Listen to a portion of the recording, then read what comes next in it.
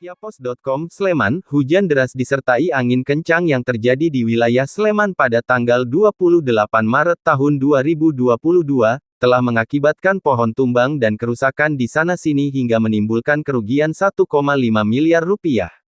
Perkiraan kerugian tersebut disampaikan Kepala Badan Penanggulangan Bencana Daerah, BPBD, Sleman Makwan STPMT kepada awak media, di ruang Sekda Sleman, Jumat tanggal 14 April tahun 2022. Makwan mengungkapkan, selama 3 bulan tercatat 450 pohon tumbang akibat hujan.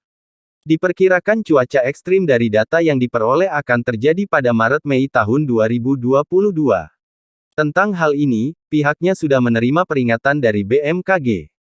Kepala Stasiun Meteorologi Yogyakarta BMKG, Warjono SSIMkom mengungkapkan, fenomena cuaca ekstrim sering terjadi di masa pancaroba atau pada pergantian musim. Hal ini disebabkan posisi Sleman di selatan Gunung Merapi, ada pertumbuhan awan di kanan-kiri Merapi. Pertumbuhan awan setelah Borobudur Muntilan akan masuk ke wilayah Sleman karena angin dari utara Merapi akan mendorongnya, dikarenakan kota Yogyakarta cenderung lebih hangat kena udara. Sementara itu Kepala Dinas Lingkungan Hidup Sleman Dra Epifana Kristiyanti MM menjelaskan, Dinas Lingkungan Hidup (DLH) saat ini telah menyisir pohon-pohon rindang yang ada di pinggir jalan wilayah Kabupaten Sleman. Di samping itu juga telah mengadakan edukasi pada warga untuk melihat pohon-pohon yang ada di lingkungan mereka. Epifana menegaskan, pihaknya juga sudah mulai menanam bibit pohon yang tumbuh dari bijinya karena lebih kuat akarnya. Selain juga telah menggalakkan kampung iklim yakni untuk mengedukasi terkait iklim dengan membuat lubang sumur resapan. Rata-rata seperti itu. Terus selatannya karena sini hangat, Iya. terus ada angin dari utara. Iya, ada di barat sama utara, di barat laut ya, dia masuk sini.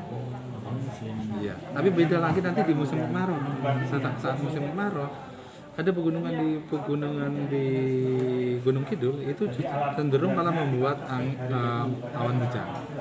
Awan hujan, kemudian turunnya di daerah sini. Tapi nggak sebahaya di musim peralihan musim hujan kemarau. Sifatnya nggak seperti ini. Kalau di peralihan dari musim hujan ke kemarau ini memang banyak di. Pak, itu kok kejadiannya lebih dominan siang ya, Pak?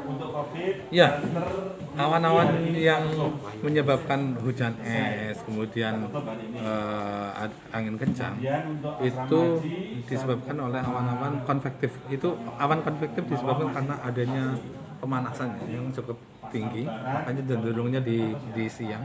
Jadi jam 10 ini sudah mulai membentuk, di jam 10 kemudian naik. Kejadian prosesnya sampai 2 jam ya, sampai 2 jam nanti masuk udah jadi hujan yang cukup tinggi. Itu kejadiannya itu. Atau awan konvektif akan terbentuk di siang menjelang sore. Jadi siang jam 10 sudah, jadi sorenya udah hujan ya. Makanya siang menjelang sore sudah terjadi hujan. Satu lagi di tengah malam hari, tapi tidak di sini, di laut. Makanya nanti dampaknya kalau di tengah malam, dampaknya adalah di pesisir bagian selatan, artinya di Kulon Progo, kemudian di Bantul, di Gunung Kidul, itu di bagian-bagian selatan. Itu kalau di tengah hari malam. Tapi kalau di siang hari ya di bagian inilah pegunungan, rata-rata di pegunungan. Prospek potensi bencana ke depan seperti apa, Pak? Kami telah merilis ya, artinya kami telah merilis untuk pancaroba ini kan dari bulan Maret sampai bulan Mei. Potensi itu ada karena kami sudah merilis kemarin untuk waspada cuaca ekstrim di bulan-bulan Maret sampai bulan-bulan Mei.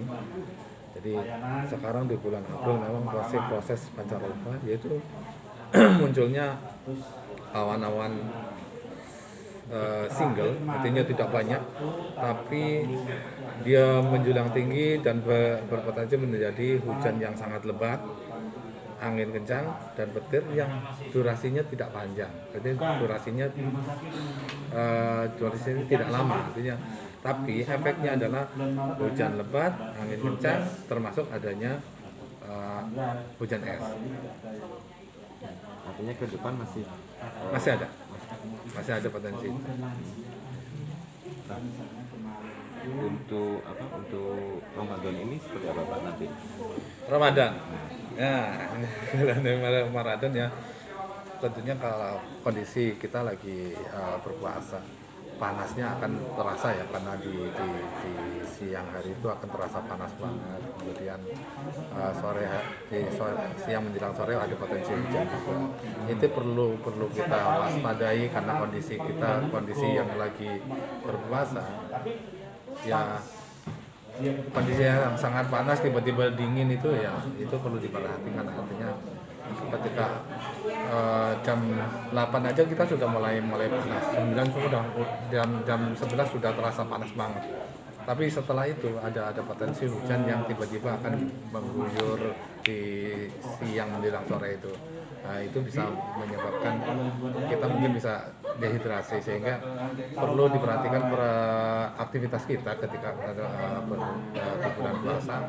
Mungkin di jam-jam itu untuk mengurangi karena kondisi di sini akan terasa panas. Jadi kalau ada banjir tidak masalah, diselesaikan, dibersihkan, tapi listrik tetap hidup. Kemarin kan nggak bisa, nah semalam kemarin ya, gelap kita kasih genset. Tapi kemarin sore sudah dicoba, tidak ada yang kondisi sudah. Berarti kehidupan sana sudah normal, bisa listrik bisa hidup, bisa tidur di situ, bisa masak. Nah, kemarin kita tutup poskonya di rumah dom.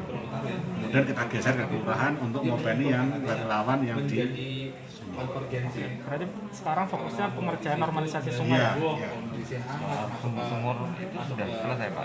Kalau itu malam itu langsung, jadi malam mau langsung disedot, pagi sudah bening, terus sorenya sore sudah listrik sudah hidup. Jadi sudah nyala. Kalau yang di Kenaran itu Pak, tadinya masih dropping 15. 15 kakak itu. Karena